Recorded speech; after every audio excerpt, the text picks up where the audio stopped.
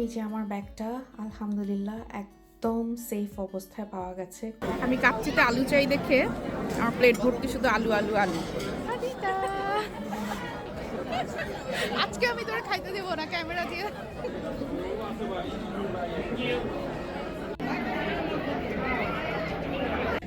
আসসালামু আলাইকুম। আজকে আমার সেকেন্ড দিন ইন আম্মুর বাসা। তো আজকে সকালে উঠতে একটু দেরি হয়ে গেছে, কারণ কালকে অনেক রাত পর্যন্ত কাজিনদেরকে নিয়ে বাইরে ছিলাম। তারপরে আসার পর তো সারা রাত গল্প, আমরা মনে হয় ভোরের দিকে মানে 8টার দিকে হয়তো বেডে গিয়েছি, 2-3 ঘন্টায় ঘুমালাম।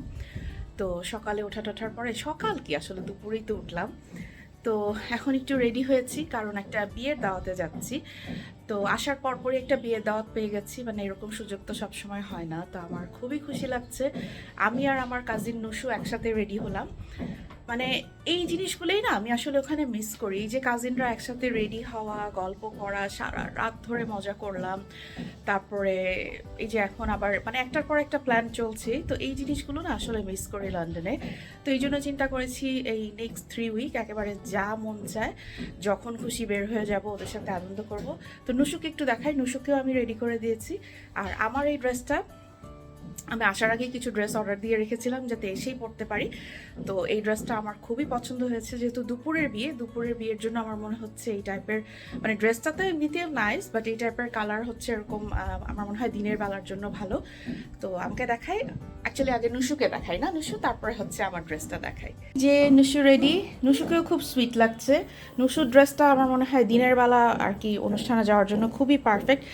আর আম্মু তুমিও রেডি হয়ে গেছো, তুমি আর আমি তো মোটামুটি ম্যাচিং ম্যাচিং। হ্যাঁ, তোমাকে তো খুব কিউট লাগতেছে। ও, নুসু হচ্ছে আমার সব থেকে ছোট কাজিন, মানে আমার ছোট খালার মেয়ে। তো বাট আমরা একদম ফ্রেন্ডের মতো, তাই না নুসু? তুই আমাকে ফ্রেন্ড মনে করিস? সত্যি কথা বল। হ্যাঁ। আচ্ছা তুই তাহলে আমাকে একটু দেখা, আমার ড্রেসটা আমার খুব পছন্দ হয়েছে। এই তো, তো পুরাই রেডি। আমি তো খুবই খুশি এই ড্রেসটা পেয়ে। একটাই শুধু ছোট্ট সমস্যা, সেটা হচ্ছে আমার ব্যাগ যেহেতু এখনো পাইনি। অবশ্য এয়ারপোর্ট থেকে ওরা ফোন করছে যে আমার ব্যাগটা পাওয়া গেছে, বিকালে গিয়ে কালেক্ট করতে হবে। তো আমার ব্যাগের মধ্যে হচ্ছে আমার মানে স্যান্ডেল ট্যান্ডেলগুলো। তো যেহেতু এখন প্রপার ম্যাচিং স্যান্ডেল নাই, তো এই জন্য আম্মুর এটাই করলাম। এনিওয়ে কাজ তো চলতেছে, তাই না? ভালো থাকে। চল যাই। এই তো একদম সেজে গুজে রেডি হয়ে আম্মু আব্বুকে নিয়ে চলে আসলাম বিয়ে বাড়িতে।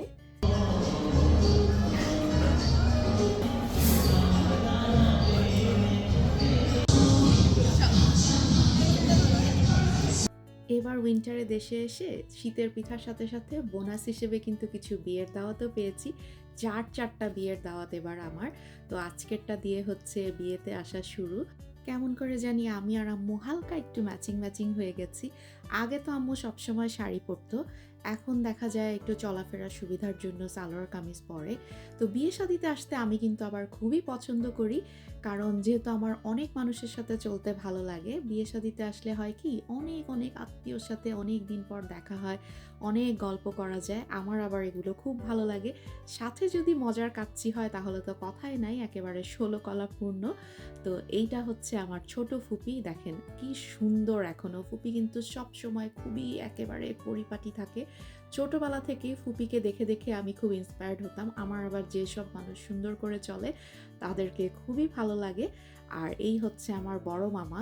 এখন একটা মজার কথা বলি, সেটা হচ্ছে আমার এই ছোট ফুপি কিন্তু আবার আমার বড় মামিও হয়, কারণ ফুপি এতই সুন্দরী ছিল, সেই সময় ফুপিকে দেখে আমার মামা পাগল হয়ে গিয়ে তাকেই বিয়ে করে ফেলেছে।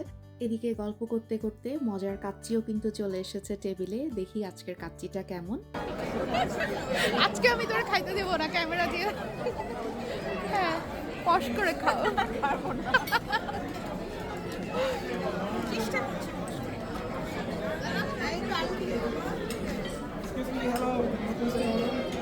মানে কালকে আমার ফার্স্ট প্রিপেয়ার ওয়েডিং। আমি কাচ্চিতে আলু চাই দেখে আমার প্লেট ভর্তি শুধু আলু আলু আলু। সবাই আলু দিয়ে আমাকে আপ্যায়ন করছে না, বলছে আলু চাই দেখে কতগুলি আলু পাইছি দেখ। প্রথমে কাকে জানি একটু দুঃখ করে বলেছিলাম এরকম বিয়ে বাড়ির কাচ্চি তো আর পাই না, এটা খুবই মিস করি। ভাই কাকে বলেছিলাম মনে নাই, এরপর থেকে আমি এত আপ্যায়ন পেয়েছি যা বলার মতো না। কাচ্চির সাথে আলু, বোরহানি যেটাই বলেন সব কিছু শুধু ডাবল ডাবল আমার কাছে চলেই আসছে। আর খাওয়া দাওয়া শেষ করার পরে এসেছে হচ্ছে এই ফিন্নি, সাথে হচ্ছে মিষ্টি পান। তো নর্মালি আমি পান খাই না, কিন্তু বিয়ে বাড়ির পানটা কেন যেন একটু এক্সট্রা মজা লাগে, কি যেন একটা মিষ্টি মশলা দেয়া থাকে, তো এটা আবার খুব ভালো লাগে আমার। এই সব কিছুর পর এখন হচ্ছে সেই বাধ্যতামূলক ছবি তোলার পালা। তো কেনই বা তুলব না বলেন, আবার কবে কার সাথে কোথায় কখন দেখা হয় কোনো ঠিক নাই। আর দেখা যায় সময় তো চলে যাবে, এই ছবিগুলোই স্মৃতি হিসেবে থাকবে। আর আমার আম্মু আব্বু আমাকে পেয়ে এত খুশি, মানে সবাই বলছিল যে আম্মু আব্বুকে দেখে মনেই হয় না যে তারা এত অসুস্থ। তা আমারও এটা শুনতে ভালো লাগছিল যে যেমনই থাক না খুব শান্তি লাগে। এদিকে বরকনেও খেতে বসে গেছে, কি যে মিষ্টি লাগছিল বউটাকে আজকে। যদিও আত্মীয় হিসেবে সে আমার ফুপি হয়, কিন্তু পিচ্চি একটা মেয়ে, খুবই কিউট লাগছিল আজকে ওকে। তো অনুষ্ঠান শেষ করার পর আম্মু আব্বুকে বাসায় পাঠিয়ে দিলাম। আর আমি আর রাদিতা চলে এসেছি গুলশানের নর্থ এন্ডে কফি খেতে। যখন দেশে ছিলাম আমি হয়তো অনেকবারই বলেছি, আমাদের কিন্তু এরকমই চলতো, দেখা যেত একটা বিয়ের অনুষ্ঠান শেষ করে আবার কোথাও যাচ্ছি কফি খেতে বা কোথাও বসে আড্ডা দিতে। তো আজকে তেমনই রাদিতার সাথে কিছুক্ষণ বসে একা একা আড্ডা দিলাম। এরপর আসলে হচ্ছে এই মিষ্টি মেয়েটা, ও হচ্ছে আমার যা আয়শা, খুবই সুইট একটা মেয়ে। ইজান, এই যে এই তো গুড বয়, সে হ্যালো। এ মা, তুই কিছু করে তাকাইছে ইজান। করে ফেললি। আয়শা আমাকে নিয়ে গিয়েছিল শেফস টেবিলে। তো ইজানকে ওখানে প্লে জোনে খেলতে দিয়ে আমরা দুজন বসে অনেকক্ষণ আড্ডা দিয়েছি। আয়শা আমার যা হলেও সম্পর্কটা একেবারে বান্ধবীর মতো। দুইজন যখন একসাথে বসি দেখা যায় মাথা থেকে শুধু এই প্ল্যান ওই আইডিয়া, এখানে ঘুরতে যাব, এসব গল্পই চলতে থাকে। খুব সুন্দর একটা জায়গায় যাওয়ার প্ল্যান হলো এখানে বসে বসে আমাদের দুইজনের। আর এই শেফস টেবিলটা আমার কাছে খুবই ভালো লেগেছে। ধানমন্ডিরটা আমি এর আগে গিয়েছি, বাট গুলশানেরটা এবারে আমার প্রথম আসা। ইজান বেবি তো খুবই খুশি। আমার মনে হয় ছোট বাচ্চা নিয়ে যারা আসবেন তারা বাচ্চা সহ এখানে খুবই এনজয় করতে পারবেন, কারণ প্লেজনটা খুবই ভালো। আর সাথে অনেক অনেক ডিফারেন্ট টাইপের খাবারের স্টলও আছে, যারা ঢাকায় থাকেন তারা তো অলরেডি জানেনই। তো পার্সোনালি আমার কাছে শেফস টেবিলটা খুবই পছন্দ হয়েছে। এই যে আমার ব্যাগটা আলহামদুলিল্লাহ একদম সেফ অবস্থায় পাওয়া গেছে, কোনো কাটাকুটি ছেঁড়াছুড়ি কিছু নাই। তো ওদের এয়ারপোর্টে যখন ব্যাগটা এসেছে, আমি তো ওই যে কমপ্লেন দিয়ে এসেছিলাম কুয়েত এয়ারওয়েজের হচ্ছে ব্যাগেজ ক্লেম এরিয়াতে। তো ওখানে সব নাম ঠিকানা লিখে দিয়ে এসেছিলাম। ওখানে আসার পরে 2 দিন লাগলো আর কি আসতে। তো হয়তো পরে ফ্লাইটে চলে এসেছে বা হোয়াট এভার, তো আমার এত কিছু জানার দরকার নেই। আমি যে ব্যাগটা ঠিকঠাকভাবে পেয়েছি আমি তাতেই খুশি। তো ওরা আমাকে এয়ারপোর্ট থেকে ফোন করেছিল যে আমি চাইলে এয়ারপোর্টে গিয়েও নিয়ে আসতে পারি, অথবা কি বলে এটাকে, অথবা আমি ওরা আমাকে বাসায়ও পাঠিয়ে দিতে পারে। তো এই যে ব্যাগ কিন্তু একদম ঠিকঠাক আছে, কোনো খোলাখুলি বা ড্যামেজ কিছুই হয়নি, একদম পারফেক্ট। আর ওরা জাস্ট এই একটা লেবেল লাগিয়ে দিয়েছে, এটা হচ্ছে জাস্ট আমার মানে জানার জন্য। যাই হোক, তো ওরা আমাদেরকে ফোন দিল যে চাইলে আমরা গিয়ে কালেক্ট করতে পারি অথবা ওরা বাসায় পাঠিয়ে দিতে পারে। তো আমার মনে হলো যে আসলে বাসায় পাঠিয়ে দিলে একটা ভয় থাকে যে হতে পারে এয়ারপোর্ট থেকে যে নিল হয়তো বাসায় নাও আসতে পারে, এরকম আমার আর কি মনে হচ্ছিল, পার্সোনালি একটু ভয় লাগছিল।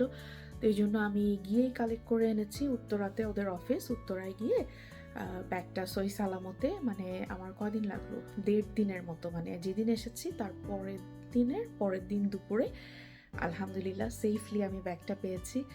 এবং খুব শান্তি লাগছে যে সব কিছু ঠিকঠাক আছে, কারণ যতক্ষণ মানে আমি যতই ট্র্যাক করতে পারি আমার ব্যাগ কোথায় আছে, কিন্তু যতক্ষণ ঠিকঠাক মতো আমার হাতে না পৌঁছায় একটা কিন্তু টেনশন থেকেই যায়।